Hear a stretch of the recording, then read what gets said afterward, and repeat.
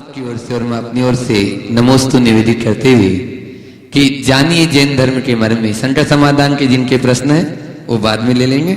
जानिए जैन धर्म के मर्म में आज अगले व्याख्यान के रूप में आप अपनी पीयूष वाणी से हम सबको अनुदित करें। परम पूज्य महाराज श्री। जय बोलो अहिंसा परमो धर्म की। परम पूज्य आचार्य गुरुवर श्री विद्यासागर जी महाराज जी की। परम पूज्य मुनि श्री 108 प्रमाण सागर जी महाराज जी की। परम पूज्य मुनि श्री 108 विराट सागर जी महाराज जी की। आज हम आप सबको जैन दर्शन के एक बहुत महत्वपूर्ण विषय के संदर्भ में बताने जा रहे हैं। वो है गुणस्थान। जिसने गुणस्थान को जान लिया उसने समग्र जैन तत्व ज्ञान को समझ लिया, क्योंकि संपूर्ण जैन तत्व ज्ञान, कर्म सिद्धांत और जैन मनोविज्ञान गुणस्थानों के आधार पर ही विवेचित है। गुणस्थान को अगर हम समझें तो सीधे शब्दों में कह सकते हैं गुणस्थान मतलब हमारे भावों को मापने का एक पैमाना। इसे आप थोड़ा गहराई से समझें। संसार में जितने भी प्राणी हैं उनके अंदर अनेक प्रकार के आवेग संवेग उत्पन्न होते रहते हैं। ये आवेग संवेग हमारे अंदर के कषाय, राग, द्वेष, मोह के परिणाम स्वरूप उत्पन्न होते हैं। तो इन आवेग संवेग और इनके साथ हमारे मन वचन काय की प्रवृत्तियों के निमित्त से हमारी आत्मा में अनेक प्रकार के उतार चढ़ाव होते रहते हैं। और इन आत्मा के भीतर होने वाले इन उतार चढ़ावों को मापने का एक पैमाना है गुणस्थान, जिसके आधार पर यह जाना जा सकता है कि ये मनुष्य, ये प्राणी किस स्तर का जीवन जी रहा है। चेतना के विभिन्न स्तर होते हैं।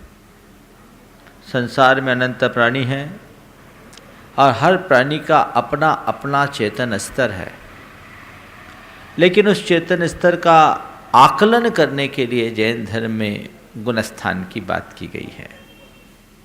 गुणस्थान को अगर हम कहें तो ये भावों को मापने का पैमाना है। एक आत्म साधक कितना चल चुका और कितना चलना अभी बाकी है, इसका दिशा दर्शक मार्ग सूचक पट्ट है। ये गुणस्थान मोह और निर्मोह दशा की भी व्याख्या करते हैं। इसके माध्यम से हर जीव को अपनी वास्तविकता का आभास भी हो सकता है। हर प्राणी के अपनी अपनी भावदशा है और उस भाव दशा के हिसाब से विचारा जाए तो अनंत जीव हैं, अनंत उसके उसके भाव। लेकिन उन सब को समाहित करके जैन धर्म में उन्हें 14 गुणस्थानों के माध्यम से बताया गया है। 14 गुणस्थान 14 है। मैं आगे बढ़ूं उससे पहले गुणस्थान इस शब्द को समझे। गुणस्थान यानी जीव के आवेग संवेग और उसके मन वचन काय की प्रवृत्तियों के निमित्त से होने वाले उतार चढ़ाव को मापने का पैमाना। चालू शब्दों में हमारे भावों को मापने का पैमाना किस तरीके से हम नापे। हर जीव के अपने अपने होते हैं। इसके पहले कि इस विषय को मैं आगे बढ़ाऊं, थोड़ी सी बात और समझना है। हर संसारी प्राणी कर्म के आवरण से बंधा हुआ है। हर प्राणी के ऊपर कर्म के आवरण चढ़े हुए हैं और इस कर्म के आवरण का प्रभाव ये है कि उससे हमारी आत्मशक्तियां प्रभावित होती है। जिस मनुष्य के कर्म के आवरण जितने, जिस प्राणी के कर्म के आवरण जितने प्रगाढ़ होते हैं, बंधन प्रगाढ़ होता है, उसकी चैतन्य शक्ति उतनी मंद होती है। और जिसका कर्मावरण कमजोर होता है उसकी चैतन्य शक्ति बढ़ते जाती है। जैसे सूर्य के ऊपर जितना सघन बादल होता है, मेघ का आवरण होता है, उसका प्रकाश उतना मंद होता है, और मेघ के आवरण जितने विरल होते हैं उतना ही उसका प्रकाश बाहर प्रकट होता है। आत्मा पर कर्म आवरण की घटाएं जितनी सघन होती है, उसका ज्ञान का प्रकाश उतना मंद होता है, और वो जितनी विरल होती है बढ़ता जाता है। और कर्मावरण की घटाएं जब हट जाती है तो आत्मा पूर्ण ज्ञानी सर्वज्ञ परमात्मा हो जाता है। तो ये आत्मा से परमात्मा तक की संपूर्ण जीवन यात्रा में जो हमारे अंदर विकास होता है वो आत्मगुणों का होता है, और किसके बदौलत होता है? कर्मों के ह्रास के बदौलत, कर्मों को जीतने के बल पर हम करते हैं। मैंने आपको बताया था कि 3 प्रकार के प्राणी हैं, बहिरात्मा, अंतरात्मा और परमात्मा। बहिरात्मा वे हैं जो अपने शरीर आत्मा को बाहर ढूंढते हैं, यानी शरीर और शरीर के अतिरिक्त अन्य पदार्थों में जो आत्म बुद्धि रखते हैं वे सब बहिरात्मा। अंतरात्मा जो शरीर और आत्मा के अंतर को पहचाने, अपने अंदर आत्मा को देखे, वो अंतरात्मा। और परमात्मा जो आत्मा के परम अवस्था को प्राप्त कर ले, वो परमात्मा। तो बहिरात्मा, अंतरात्मा और परमात्मा, ये तीनों 14 गुणस्थानों के माध्यम से आप जानेंगे।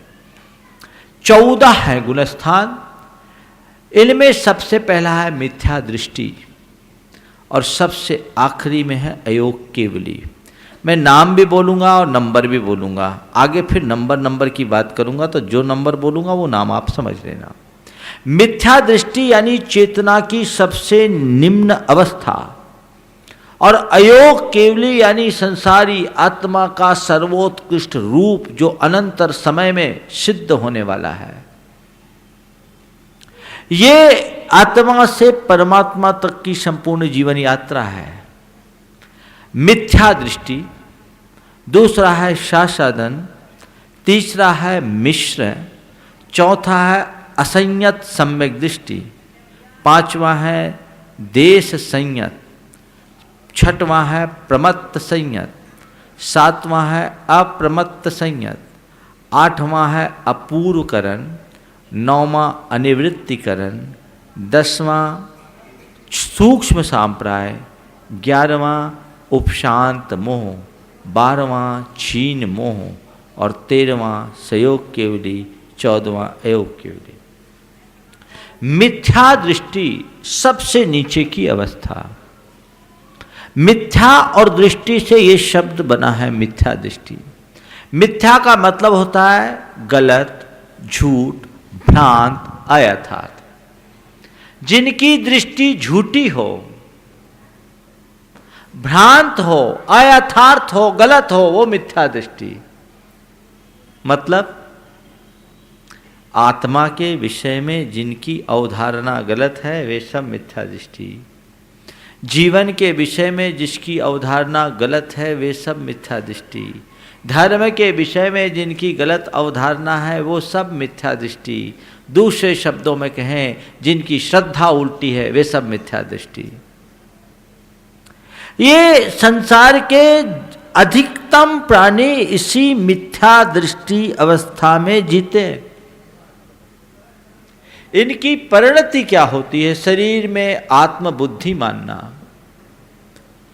भोगों में अनुरक्ति, प्रगाढ़ अनुरक्ति, विषय कषाय को ही अपना मूल साध्य मानना, धन पैसा इनके जीवन का मूल लक्ष्य होता है, मौज मस्ती में ही अपने जीवन की परिपूर्णता समझते हैं, तरह तरह के अंधविश्वासों में इनका चित्त उलझा रहता है, और पदार्थवादी इसी दृष्टि के कारण ये अंतर से बहुत दुखी रहते हैं। थोड़ा पाने में खूब खुशी और खोने में भारी तकलीफ।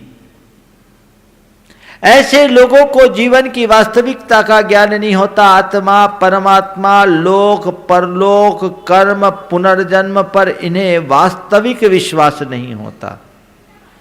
ये मिथ्या दृष्टि सबसे पहली।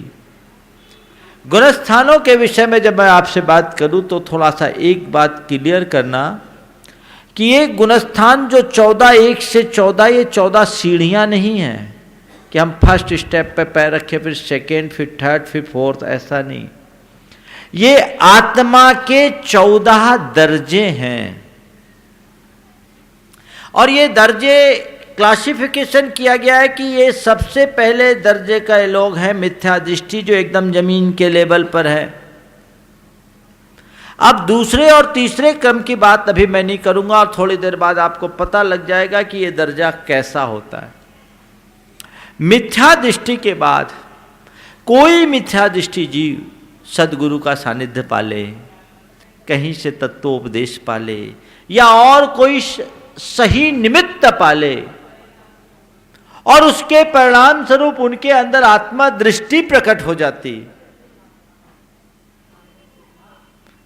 वो अपनी आत्मा के स्वरूप को पहचान लेता। बीतराग देव शास्त्र गुरु के प्रति श्रद्धावान हो जाता, अहिंसा और दया धर्म को आत्मसात करने के लिए संकल्पित हो जाता है, तो उसी क्षण उसकी दृष्टि मिथ्या दृष्टि से सम्यक दृष्टि हो जाती है। दृष्टि बदल गई, जीवन की अवधारणा बदल गई, सोच बदल गई। अभी केवल संसार को ही सब कुछ मानता था, परमार्थ को मानने लगा। अभी तक केवल शरीर को ही सब कुछ मानता था, अब आत्मा को मान लिया, तो मिथ्या दृष्टि हटी और सम्यक दृष्टि जगी। क्लियर हुई?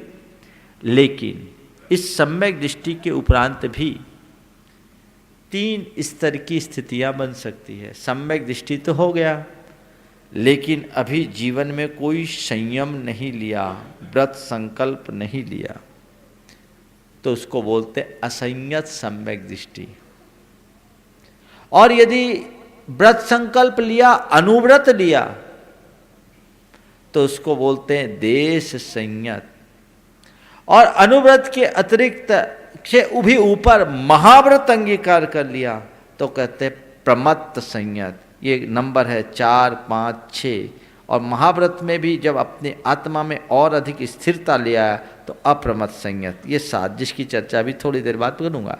तो एक मिथ्या दृष्टि, असंयत सम्यक दृष्टि, देश संयत या महाव्रती बन सकता है। हो गया? अब वो बन गया। मिथ्या दृष्टि था, अब क्या हो गया? सम्यक दृष्टि। हमने चौथा दर्जा दिया, क्योंकि सम्यक दृष्टि तो है पर संयम नहीं, इसलिए इसको चौथे नंबर पर रखा। 5वें वाले को रखा कि संयम तो लिया है लेकिन सब पापों का त्याग नहीं किया, थोड़े मोटे पापों का त्याग किया, स्थूल पापों का त्याग किया, इसलिए उसे हमने 5वें नंबर पर दिया। और 6वें नंबर पर दिया कि सारे पापों का त्याग कर दिया, छोटे मोटे स्थूल सूक्ष्म सब का, इसलिए वो महाव्रती हो गए 6। लेकिन 7वें नंबर पर जिनको दिया है उनके साथ एक टाइटल लगाया अप्रमत्त, क्योंकि 6 तक थोड़ा थोड़ा आलस, अनुत्साह, अनादर का भाव भी अपने धार्मिक कार्यों में आ सकता है, लेकिन 7वें में कुछ नहीं, परम उत्साह, आत्म जागरूकता, अवेयरनेस, किसी तरह की अपैथी नहीं, ये अप्रमत्तता है। तो इसको दर्जा क्या दिया? 4, 5, 6, 7 हो गया। अभी बताऊंगा इनके बारे में डिटेल। मैं कोशिश कर रहा हूं गुणस्थान को बहुत सरलतम प्रक्रिया से आपको बताऊं, और मुझे लगता है कि आपको समझ में आएगा। आप कहोगे महाराज दूसरे और तीसरे की बात क्यों छोड़ दी? क्रम से बताते तो हमको बहुत मजा आता।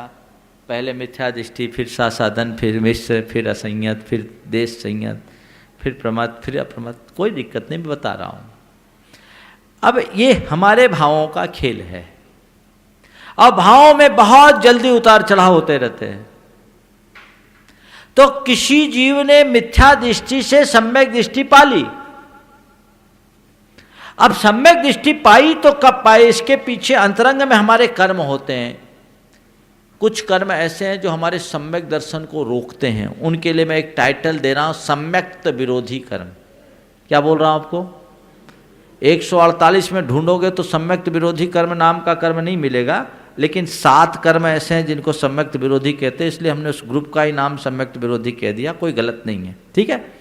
तो ये सम्यक्त विरोधी कर्म, उनका जब तक हम उपशमन नहीं करते, उनको सबसाइड नहीं करते, या शास्त्र की भाषा में क्षोभशम नहीं करते, तब तक हमें सम्यक्त की प्राप्ति नहीं होती। तो सम्यक्त विरोधी कर्म को दबा दिया था। ये उपशम करना क्या होता मालूम? दबा देना। दबा देना मतलब डॉक्टर लोग होते हैं ना, डॉक्टर साहब सामने बैठे तो डॉक्टरों का ही उदाहरण देना चाहिए। एनेस्थीसिया देते हैं, लोकल एनेस्थीसिया। तो क्या करते हैं लोकल एनेस्थीसिया देते हैं तो उस जगह के स्थान को सुन्न कर देते हैं। तो सुन्न करते तो क्या होता है? वहाँ संवेदना शून्य होती, चेतना शून्य तो नहीं होती ना। वहाँ चेतना है, ब्लड सर्कुलेशन है, सब कुछ है, पर सेंसेशन नहीं है। इसी प्रकार साधना और विशुद्धि के बल पर आत्मा के कर्म समूह को कुछ काल तक के लिए शून्य कर देने का नाम है उपशम, जो एक टाइम पीरियड के लिए होता है। समझ गए? इसमें कर्म आत्मा की सत्ता में रहते जरूर है पर सक्रिय नहीं होते।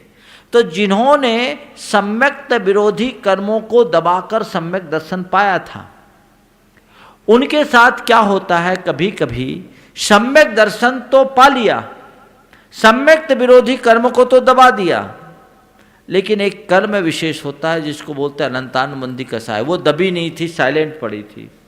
तो वो क्या होता है, कभी कभी वो कसाय बीच में उफन जाती है। तो सम्यक्त विरोधी कर्म अभी साइलेंट पड़े, उनको तो दबा दिया, अब जब तक उसका ड्यूरेशन पूरा नहीं होगा एक्टिव नहीं होंगे। लेकिन बीच में एक कसाय उफन करके आ गई तो सम्यक दर्शन छूट गया और मिथ्या दर्शन आया नहीं।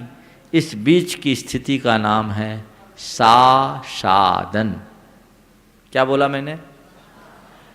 उसको हम सम्यक दृष्टि नहीं कहते क्योंकि उसके पास सम्यक तो नहीं है। उसे मिथ्या दृष्टि नहीं कहते क्योंकि मिथ्या कर्म अभी दबा हुआ, मिथ्या तो कर्म वो मिथ्या दृष्टि भी नहीं। तो क्या कहें? साधन, स आसादन। आसादन का मतलब होता है विचलन। जो सम्यक से विचलित होकर के आया है, यानी छत से नीचे गिरा है पर अभी रास्ते में जमीन पर नहीं आया, इसको क्या बोलते हैं? साधन। ठीक है, तो इसको सेकेंड नंबर पर रखा। क्यों रखा? क्योंकि मिथ्या दृष्टि से बेटर है। ठीक है। अब तीसरा है मिश्र। ये कौन होगा? वो ही साधन में वही आता है जो पहले सम्यक दर्शन पाया है पर बीच में कसाय ने कसाय का उफान आया और वो नीचे आ गया। क्लियर हुआ? तीसरा गुणस्थान है मिश्र। ये थोड़ी देर के लिए होता है। कभी कभी जीव के लिए एक ऐसे कर्म का उदय आता है जिसके अंदर सम्यक दर्शन और मिथ्या दर्शन दोनों साथ साथ चलता है। सत्य के प्रति झुकाव होता है और असत्य से भी लगाव हो जाता है। इसको बोलते हैं मिश्र। जैसे इतने बड़े हॉल में एक छोटा सा टिमटिमाता हुआ दीप जलाएं तो क्या होगा? यहां न तो इतना अंधेरा होगा कि हाथ पर हाथ न सूझे, और न इतना प्रकाश होगा कि सब कुछ स्पष्ट दिख ले, न इतना अंधेरा कि कुछ दिखाई ना पड़े, और न इतना उजाला कि कुछ पढ़ लो। वहां पुस्तक तो दिखती है पर अक्षर नहीं दिखते हैं। बस प्रकाश और अंधकार की इसी मिली जुली अवस्था का नाम सम्यक मिथ्या दृष्टि या मिश्र गुणस्थान है, जहाँ सत्य के प्रकाश के साथ असत्य का अंधेरा भी जुड़ा हुआ है। वो मिश्र अवस्था है जो कुछ मिनटों के लिए होती है, शास्त्र की भाषा में अंतर मुहूर्त के लिए। इसे तीसरे क्रम में रखा। क्यों? पहला वाला मिथ्या दृष्टि था, दूसरा में रखा जो न मिथ्या दृष्टि न सम्यक दृष्टि, और इसमें मिथ्या दृष्टि भी और सम्यक दृष्टि भी, इसलिए इसको तीसरे में रख दिया। क्लियर हुआ? अब चौथा, सम्यक दृष्टि तो है पर अभी असंयम है, इसलिए उसको चौथे में सम्यक दृष्टि हो गया तो 3 से ऊपर हो गया, लेकिन असंयम है इसलिए असंयत सम्यक दृष्टि। पांचवा गुणस्थान है जो उसने संयम अंगीकार किया लेकिन सूक्ष्म संयम नहीं, स्थूल संयम। मोटे पापों का त्याग किया, 5 पापों का एक देश त्याग किया, माने केवल 3 जीवों की हिंसा का त्याग किया, इसलिए उसको बोलते हैं देश संयत, देश वृत्ति, संयमा संयमी, अन्य विनाम। ये 5वां गुणस्थान। लेकिन सब पापों का पूरी तरह परित्याग करने वाले महाव्रती साधु जब सम्यक दृष्टि होते हैं, सम्यक दर्शन के साथ महाव्रत को अंगीकार करते हैं, तो उनकी संज्ञा होती प्रमत्त संयत या प्रमत्त विरत। प्रमत्त और संयत ये 2 शब्द हैं यहाँ। प्रमत्त का मतलब होता प्रमाद, अपैथी इसके लिए बोलते हैं अंग्रेजी में, और संयत संयमी साधु। साधु तो है पर अभी प्रमाद है। प्रमाद मतलब सामान्य रूप से आलस कहते हैं। यहां पर अच्छे कार्यों में होने वाला अनुत्साह, समझ गए? ये मन है, मन की उस अनुत्साह का सबसे हल्का रूप यहां होता है।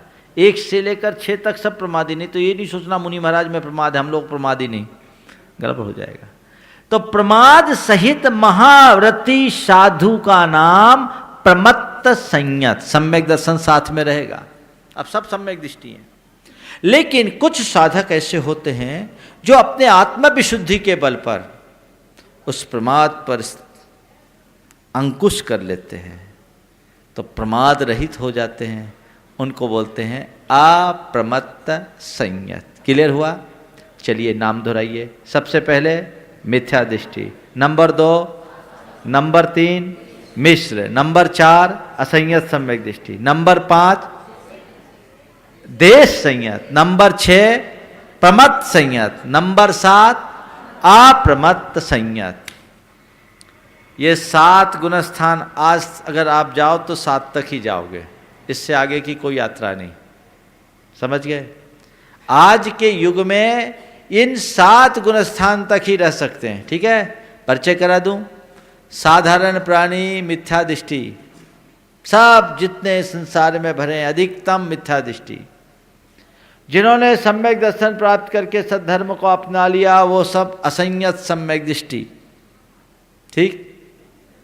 और जो अनुव्रती श्रावक हो गए, देव शास्त्र गुरु के अनुरागी हैं, जिनके जीवन में मिथ्यात्व का लेश नहीं, जिनको आत्मा का श्रद्धान है, ऐसे आत्म श्रद्धानी देव शास्त्र गुरु के अनुरागी अनुव्रती श्रावक देश संयत मुनिराज, शुद्ध चर्या का पालन करने वाले सम्यक दृष्टि महाव्रती मुनिराज प्रमत्त संयत।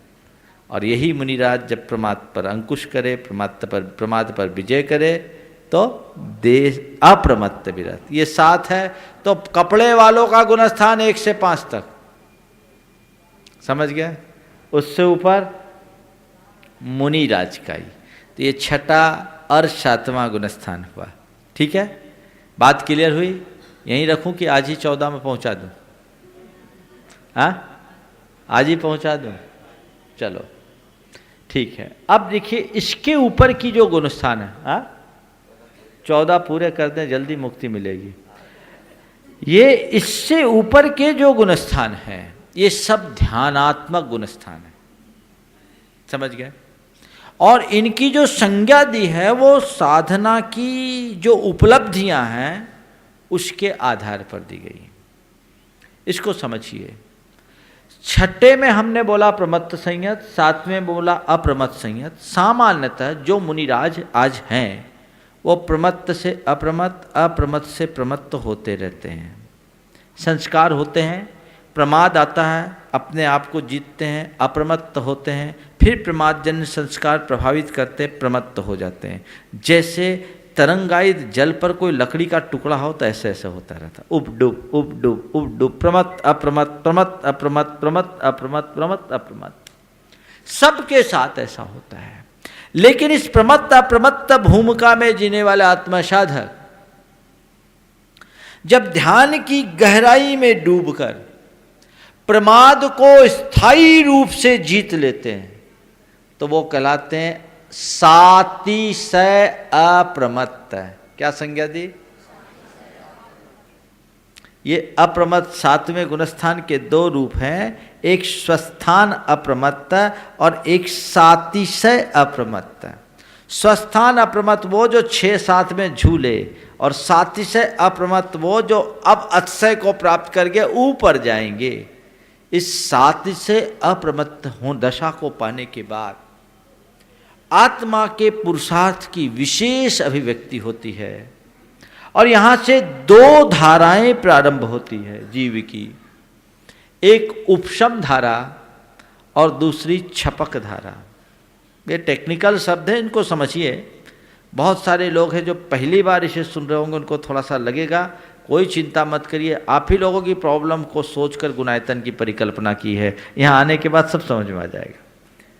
तो उपशम धारा और छपक धारा, उपशम धारा वो धारा जो हमारे चारित्र पर विकार उत्पन्न करने वाले, चारित्र को विकृत करने वाले कर्मों को दबाते हुए आगे बढ़े, वो उपशम धारा है।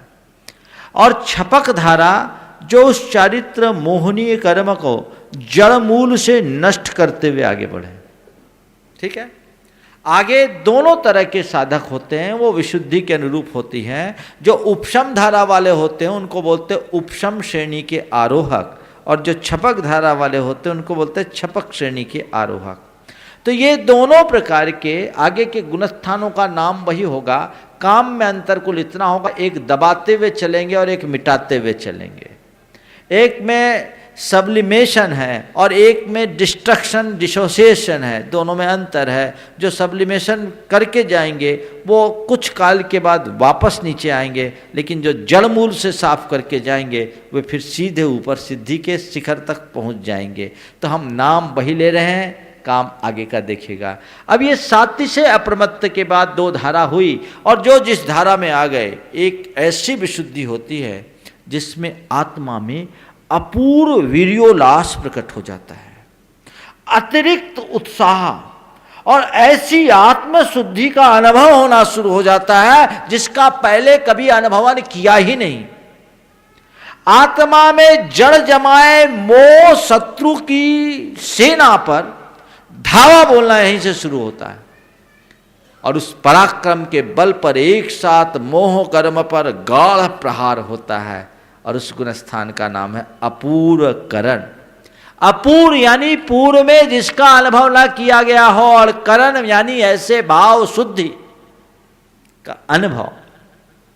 ये अपूर्व करण कुछ काल तक इस स्टेज में साधक रहता है, अपनी विशुद्धि को और बढ़ाता जाता है, और एक लेवल में ऐसा आ जाता है जिसमें आत्मा में और शक्ति बढ़ती है, और वो अपने मोह कर्म के, संपूर्ण मोह कर्म में एक लोभ और उसका केवल सूक्ष्म रूप छोड़कर सारे मोहनी कर्म का या तो क्षय कर डालता है या उसका उपशम कर देता है।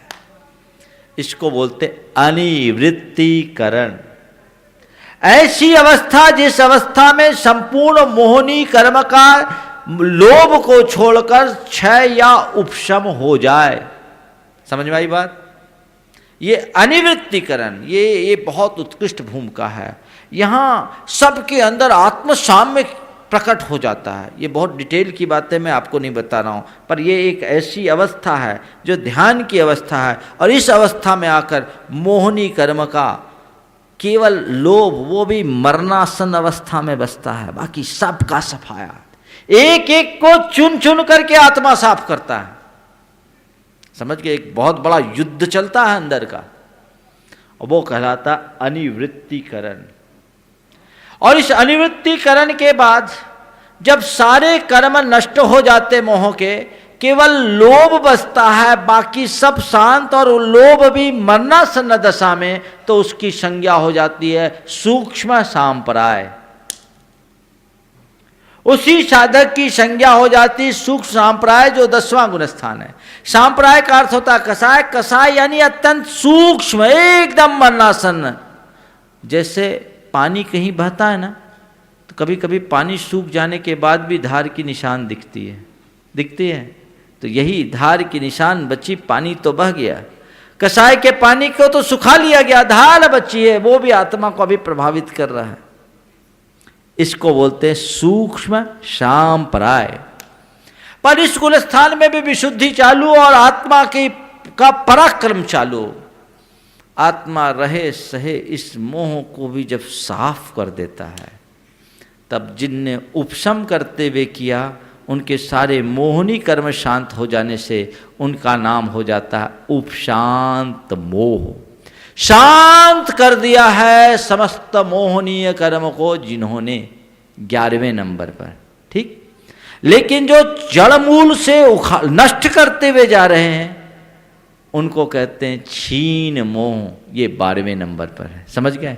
ऐसा मत सोचना कि 10वें से 12वें में जाते हैं, 8 10वें से 11, कोई गेट नहीं है आने जाने का, न सीढ़ियां है बोल चाल की भाषा में। ये आत्मा का दर्जा है, स्टेज है।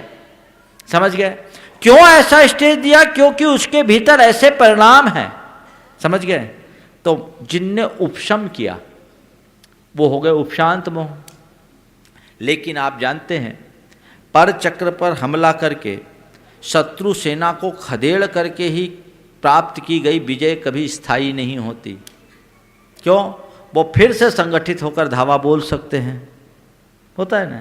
तो ये मोहनी कर्म को दबाया गया था, कुछ काल के बाद ये मोहनी कर्म फिर से सक्रिय होता है और जिस रीति से ऊपर दबाते हुए गए उसी रीति से धीरे धीरे उतरते उतरते नीचे की ओर भूमिका में आ जाते हैं और फिर कषाय का उदय आते आते निचली भूमिकाओं में आ सकते हैं। तो उपशांत कषाय वाले साधक वहीं रुक जाते हैं, उनसे आगे उनकी प्रगति नहीं। यदि उनकी मृत्यु होगी तो देव पर्याय में आएंगे और मृत्यु नहीं हुई तो मनुष्य पर्याय में मुनि अवस्था तक आ सकते हैं।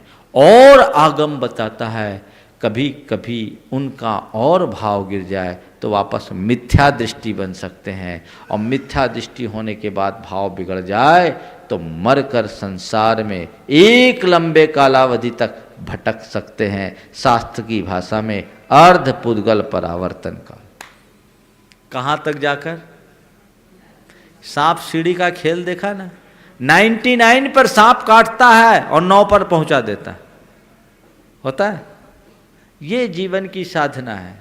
हमारे भावों में थोड़ा सा भी ह्रास होता है तो नीचे गिरा देते हैं।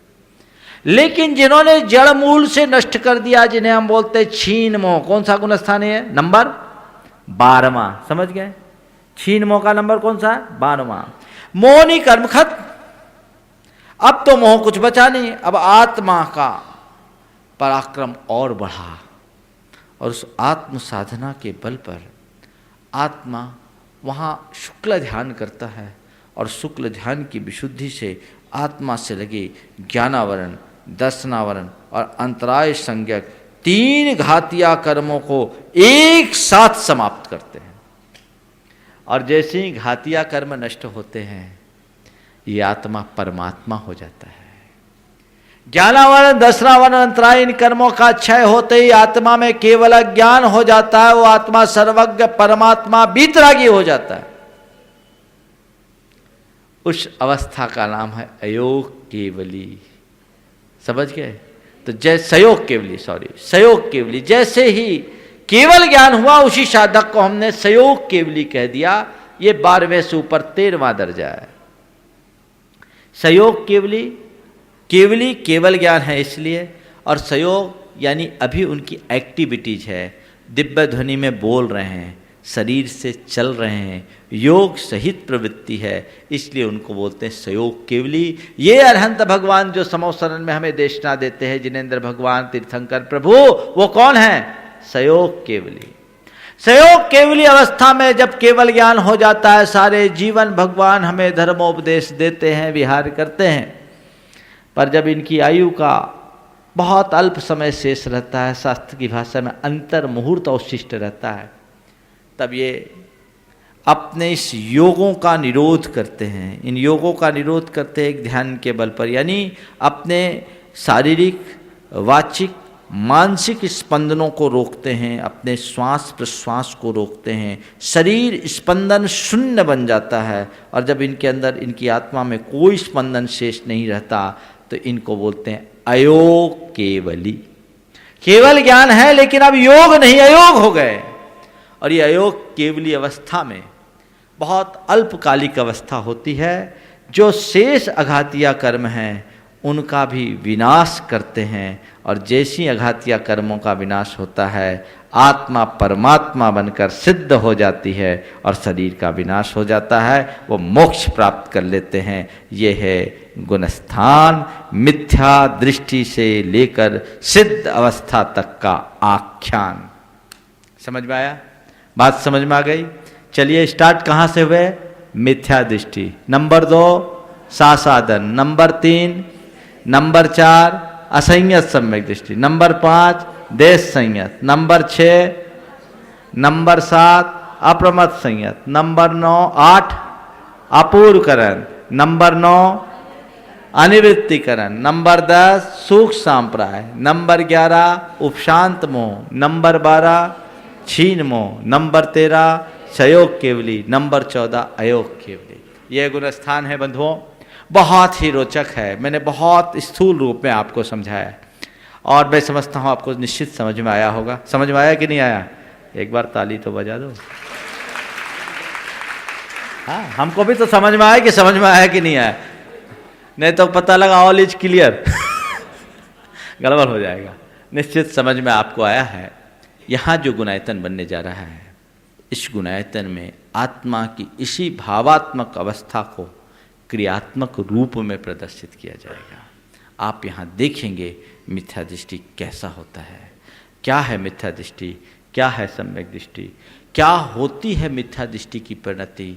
यहाँ जब आप आओगे तो जो टेक्नोलॉजी यहाँ यूज की जा रही है, robotics, animation, animatronic, laser show, sound effects, इनके माध्यम से आपको देख करके एक अलग प्रकार की विशुद्धि की अनुभूति होगी। बंधुओं, मेरा तो पिछले 8 वर्षों का चिंतन इस कार्य में लगा है, आज भी शोध जारी है।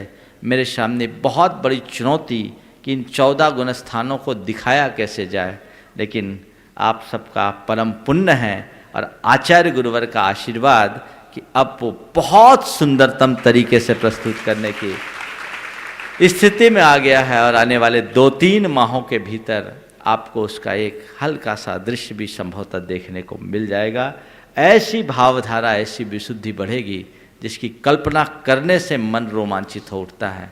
आपको समझ में आएगा कि मैं कहाँ हूँ और मुझे कहाँ होनी चाहिए, क्या है मेरे जीवन की भूल, मेरे दुखी होने का मूल कारण क्या है, कैसे मैं दुख से मुक्त होकर सुख को प्राप्त कर सकूंगा।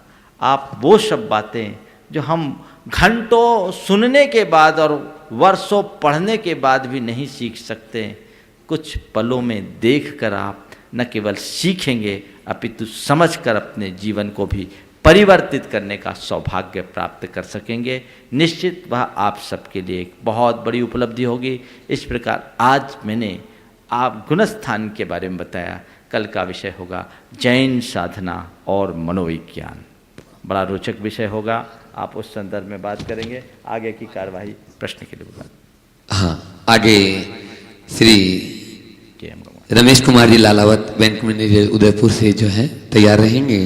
बंधुओं, प्रतिदिन गुणायतन से जुड़ते जा रहे हैं लोग और आज भी जुड़ने वालों की इसी कड़ी में निर्माण निधि सदस्य के रूप में श्रीमती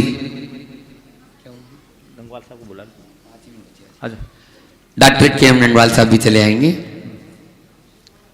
निर्माण निधि सदस्य के रूप में जो नाम मेरे पास में आए हैं, श्रीमती शकुंतला टाइम बहुत है। हाँ, श्रीमती शकुंतला राजमल संघवी मुंबई, डॉक्टर सुशील जैन, अतिशय जैन, कुरावली मैनपुरी। आप लोग जोरदार ताली से स्वागत तो कर दें जो आज निर्माण निधि सदस्य में जुड़े हैं। श्रीमती शशि प्रभा जैन, आशीष अमित जैन झांसी, श्रीमती मंजुला डुंगरिया जैन, स्वर्गीय अक्षय कुमार जी जैन उदयपुर, इन्होंने भी निर्माण निधि सदस्य में अपना योगदान दिया है। सतीश कुमार, सुरेश कुमार जी, राजकुमार जी पापड़ीवाल, माधोराजपुरा वाले, झोटवाड़ा जयपुर राजस्थान, इन्होंने भी निर्माण निधि सदस्य में अपना योगदान दिया है। और स्वर्गीय अक्षय कुमार जी, ये तो फार्म भर के आ गया ना, इनके संकल्प और उनकी धर्मपत्नी मंजुला ने संयुक्त रूप से निर्माण निधि सदस्य उदयपुर राजस्थान से निर्माण निधि सदस्य में के रूप में जुड़ने का अपना योगदान दिया है। और अब रमेश कुमार जी लालावत जो बैंक मैनेजर उदयपुर के हैं आएंगे। प्रथम प्रश्न परम पूज्य महाराज श्री के श्री चरणों में रखेंगे।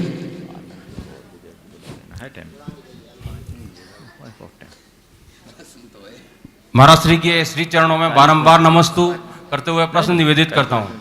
महाराज श्री, मैं बैंक मैनेजर हूँ। मेरे पास अक्सर ऋण सुविधा के लिए, ऐसे प्रयोजनों के लिए आवेदन पत्र आते हैं जिनसे हिंसा का मार्ग प्रशस्त होता है, जैसे पोल्ट्री फार्म। आपके प्रश्न का आशय मैं समझ गया। मैं आपसे कहना चाहता हूँ, एक बैंक अधिकारी होने के नाते इस तरह के लोगों के लिए लोन सैंक्शन करना आपकी कलम से ना हो तो अच्छा है, क्योंकि आप पोल्ट्री, बूचरीज और अन्य चीज़ों के लिए लोन सैंक्शन करते हैं तो निश्चित रूप से आपके पैसे से वो पैसा कमाएगा, वो व्यापार करेगा, हिंसा करेगा, उसके भागीदार आप होंगे। मैं आपको इसके लिए एक उदाहरण देता हूँ। मेरे संपर्क में एक बड़े बैंक के अधिकारी थे, जीवन प्रकाश मड़वैया, भोपाल में हैं। उन्होंने अपने जीवन में एक भी लोन ऐसा सेंक्शन नहीं किया। वो बड़ी चतुराई से अपना काम किया करते थे। और एक बार जब ऐसा उन पर बहुत दबाव आया पॉलिटिकल, उन्हें रिजाइन कर दिया। बोला मैं मर जाना पसंद करूंगा पर ऐसा काम करना पसंद नहीं करूंगा। और उसके बाद मैं आपको बताऊं, उन्हें रिजाइन किया। मेरे ख्याल से भी मेरी बात वो सुन भी रहे होंगे, भोपाल के हैं और उस समय रीवा में पोस्टेड थे। रिजाइन करने के बाद उनके ऊपर कोई क्लेम हुआ, उनने क्लेम किया और क्लेम करने के बाद कोर्ट से सारा पैसा भी वापस पाया और वो सारा पैसा उनने दान में लगा दिया। उनका व्यापार बहुत अच्छा है। तो ये भावना है ऐसा पाप के कार्य का। महाराज मैंने भी अभी तक एक भी ऐसा बहुत सुंदर, बहुत बढ़िया, और आगे भी आप न करें ऐसा मेरा आशीर्वाद है। आगे चलो। डॉक्टर के एम गंगवाल, इसके बाद में राहुल दिनेश बिलेरा सागर और विजय जी गंगवाल गुवाहाटी तैयार रहे। गुरुदेव त्रिवार नमोस्तु। अहिंसा के क्षेत्र में पिछले 30 साल से जुड़ा हूँ गुरुदेव, मगर एक बात बार बार दिल को दुखा देती है कि जब अहिंसा के काम के लिए हम बाहर पड़ते हैं, क्रियाशील होते हैं, पशु बलि बंद करने के लिए जाते हैं, कत्ल खाने के विरोध में जन आंदोलन करते हैं, ये बुरी बातें रोकने के लिए हम तन मन धन से जुड़ जाते हैं, तब हमारे जैन भाई इसमें ज़्यादा सम्मिलित नहीं होते हैं। पेटा के लोग, BWC के लोग ये साथ में आते हैं। वो कहते हैं नकारात्मक अहिंसा हम ज़्यादा पालते हैं, यह नहीं करना वो नहीं करना हम पालते हैं, मगर पुरुषार्थ करके अहिंसा के क्षेत्र में काम करना कम मानते हैं। गुरुदेव आपका अनुभव बिल्कुल सही है और ये संपूर्ण जैन समाज के लिए बहुत ही सोचनीय बात है। अहिंसा परमो धर्म के केवल जय घोष करने से आप अहिंसक नहीं होंगे। जब तक धरती से हिंसा का अस्तित्व मिटाने में आप संकल्पित नहीं होंगे, सच्चे अर्थों में अहिंसा का जय घोष कभी होगा ही नहीं। हमारे गुरुदेव हमेशा ये कहते हैं कि अहिंसा के अनुयायी होने का मतलब केवल ये नहीं है कि हम अपने स्तर तक अहिंसक बने रहें। सच्चे अर्थों में अहिंसक वही है जो धरती से हिंसा का नाम शेष भी न रहने दे। और इसके लिए आप लगे हुए हैं और आप जैसे जितने लोग लगे हैं सबके लिए मैं आशीर्वाद देता हूं कि ऐसे लगे रहे। और जो लोग हैं उनसे भी मैं कहना चाहता हूं कि अपने हृदय की संवेदना को जागृत करें और जितना बन सके जीव हिंसा को रोकने में अपनी भूमिका निभाए। आगे नमोस्तु गुरुदेव। नमोस्तु। राहुल दिनेश बिलेरा सागर चले आए। नमोस्तु महाराज श्री। महाराज श्री, आज वंदना करते वक्त एक मन में सवाल आया कि 24 तीर्थंकर के कुछ तीर्थंकरों के चिन्ह में जीव जंतु हैं और दुनिया में भी इतने सारे जीव जंतु हैं, तो उन कुछ ही जीव जंतुओं को तीर्थंकर का चिन्ह क्यों बनाया गया? वो भाग्यशाली थे वो जीव जंतु। ये नियोग है और कम से कम हम उतने जंतुओं को बचाने का संकल्प ले ले तो तीर्थंकरों के प्रति आस्था सही हो जाएगी। चलो। विजय जी गंगवाल गुवाहाटी। नमोस्तु महाराज। महाराज जी, मैं अभी 2 दिन पहले वैशाली में था। वहाँ पर महावीर भगवान की प्रतिमा के दोनों तरफ सिद्ध भगवान की प्रतिमा रखी गई थी, उसमें कोई भी चिन्ह नहीं था। वो ऐसा क्यों? अरहंत प्रतिमा और सिद्ध प्रतिमा का शास्त्र में ऐसा ही स्वरूप वर्णित है। अरहंत प्रतिमा जो प्रातिहार्य सहित प्रतिमा होती है उनको बोलते हैं अरहंत प्रतिमा, और सिद्ध प्रतिमा जो प्रातिहार्य से रहित होती है उसे सिद्ध प्रतिमा बोलते हैं। सिद्ध प्रतिमा में कोई भी चिन्ह नहीं, छत्र नहीं, भामंडल नहीं, च्यवन नहीं, पर आकृति होती है। हम निराकार को नहीं पूछते, साकार को ही पूछते। नहीं। हमारे गया से लता गंगवाल पूछ रही हैं, विश्वास ठोस होता है और आस्था या उत्तर हो चुका है? नहीं हुआ। हो गया, हमने दिया उत्तर। पूछने वाले को पता नहीं, बताने वाले को पता। आ जाओ महावीर जी। चलिए, महावीर जी लोहाड़िया कोलकाता ट्रस्टी गुणायतन चले आए। लता गंगवाल पूछ रही दूसरा प्रश्न महाराज जी, हम अपनी आत्मा में झांकते हैं तो हमें शुद्ध का अनुभव नहीं होता। हे गुरु, हमें ऐसा अनुभव दीजिए, आत्मा में सद्विचार रखें और परमात्मा का लक्ष्य किस प्रकार से जीतने का प्रयास कर सकते हैं। देखिए, शुद्ध का अनुभव वही करते हैं जो शुद्ध होते हैं। दूध की ढकार वही लेते हैं जिनके पेट में दूध होता है। मट्ठा पिए हुए लोगों के मुख से दूध की ढकार नहीं आ सकते। समझ गए? पेट में मट्ठा भरा है और दूध की ढकार लेने का प्रयास कर रहे हो। विषय कसाय में आकंठ डूबे हुए लोग शुद्ध का अनुभव नहीं कर सकते। आत्मा में शुद्धि का अनुभव करना है तो विषय कसायों को जीतना जरूरी है, जो केवल वैराग्य के पथ पर चलने से ही संभव है। नेक्स्ट। 2 प्रश्न है।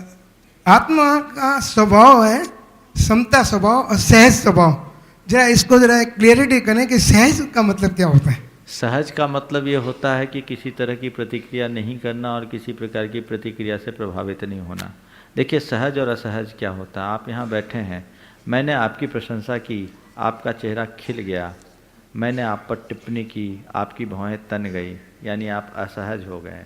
और आप यहाँ खड़े हैं और किसी ने आपकी कितनी भी तारीफ़ की अथवा आप पर टिप्पणी, आप उससे प्रभावित नहीं हुए, समझ लीजिए आप सहज हैं।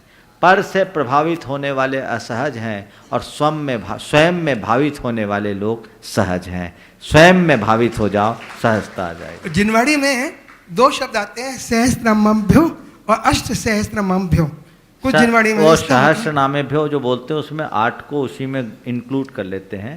कहते हैं ना 1000 में 8 तो शामिल हो ही जाता है। आप लोग क्या बोलते हैं ना, वो कोई चीज़ लेते हैं, सब्जी वगैरह खरीदने जाते हैं ना, तो एक आध को क्या बोलते हैं उसको, पासंग में क्या,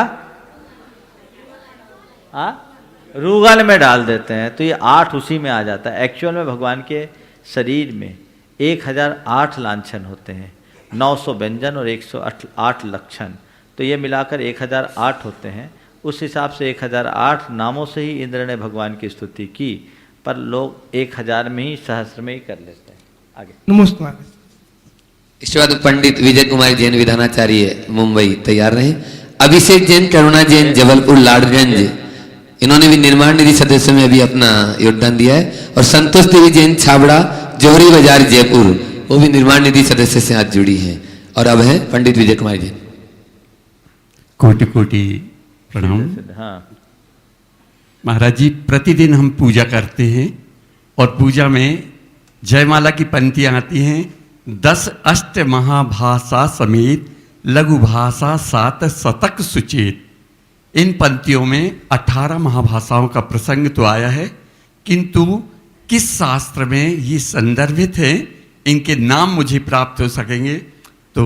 देखिए 18 भाषाओं का और इनका सबका नाम जहाँ तक मुझे स्मरण है, अष्टपाहुड़ की षठ प्राभृत सुत सागरी टीका में इनका उल्लेख है, सर्वार्ध मागदिया का, आप उसमें देख सकते हैं। और थोड़ा सा प्रसंग क्रियाकलाप की टीका में है, वहाँ से देख सकते हैं। ठीक महाराज जी, नमस्ते। समय हो गया, आज के शंका समाधान के सत्र को यहीं पर विराम दिया जाए। आप लोगों ने बहुत ध्यान से सुना और जिसे सुना है उसे और अधिक गुने। गुणस्थानों की चर्चा मैंने आपसे की, जिन्हें इनके विषय में और विशेष जानना है। हमारी कृति है जैन धर्म और दर्शन, उसमें एक चैप्टर है इसका, खड़े क्यों हो गए भाई, भक्ति होनी। एक चैप्टर है आत्म विकास के क्रमोन्नत सोपान, आप उसे पढ़कर इसे और अच्छे से हृदयंगम कर सकते हैं। बोलिए परम पूज्य आचार्य गुरुवर श्री विद्यासागर जी महाराज जी की।